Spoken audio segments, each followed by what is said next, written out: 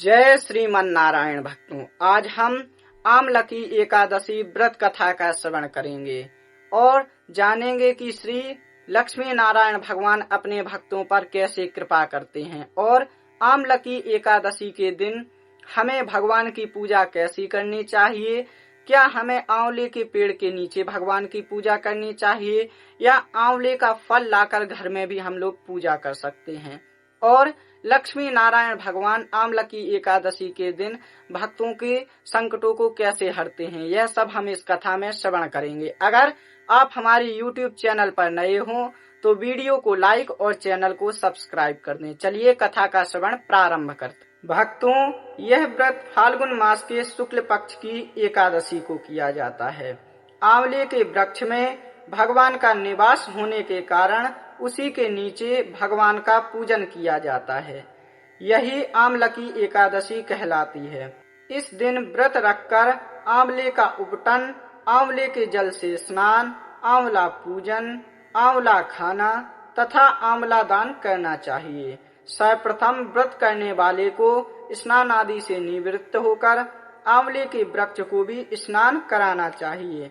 फिर आंवले के वृक्ष का धूप, दीप, चंदन, रोरी, पुष्प, अक्षत आदि से पूजन कर उनके नीचे ब्राह्मणों को भोजन कराना चाहिए। भक्तों, प्राचीन काल में चित्रसेन नामक राजा राज्य करता था।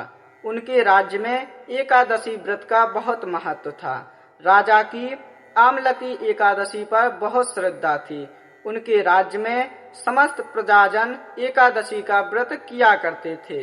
एक दिन राजा शिकार करते हुए जंगल में बहुत दूर निकल गए और तभी कुछ जंगली और पहाड़ी म्लेच्छों ने उसे घेर लिया। उन म्लेच्छों ने राजा के ऊपर अस्त्र शस्त्रों से वार किया, मगर देव कृपा से राजा पर जो भी अस्त्र चलाए जाते वे पुष्प बन जाते। चूंकि म्लेच्छ सब संख्या में अधिक थे, अतः राजा को उन्होंने घेर लिया। उनके आक्रमण से राजा संज्ञाहीन होकर पृथ्वी पर गिर पड़ा। तभी राजा के शरीर से एक दिव्य शक्ति प्रकट हुई और समस्त राक्षसों को मारकर अदृश्य हो गई।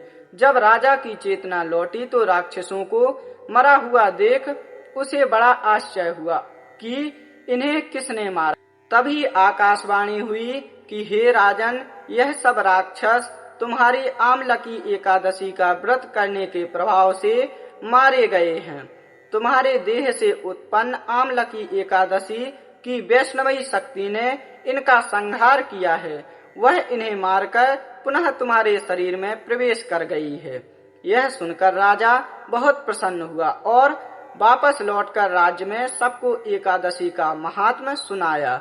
उन राक्षसों के नाश से राजा तथा समस्त प्रजा सुखपूर्वक रहने लगी। जो व्यक्ति आमलकी एकादशी का व्रत करता है उसकी स्वयं वैष्णव शक्ति अर्थात स्वयं लक्ष्मी नारायण भगवान उसकी रक्षा करते हैं तथा समस्त संकटों से उसका निवारण करते हैं। अगर आप लोगों को यह आमलकी एकादशी की व्रत कथा पसंद आई हो तो ऐसी ही वीडियो के लिए हमारे YouTube चैनल महादेव शिष्य को जरूर सब्सक्राइब करें, वीडियो को लाइक करें और कमेंट भी कर सकते हैं। आज के लिए इतना ही। जय श्रीमन नारायण भक्तों।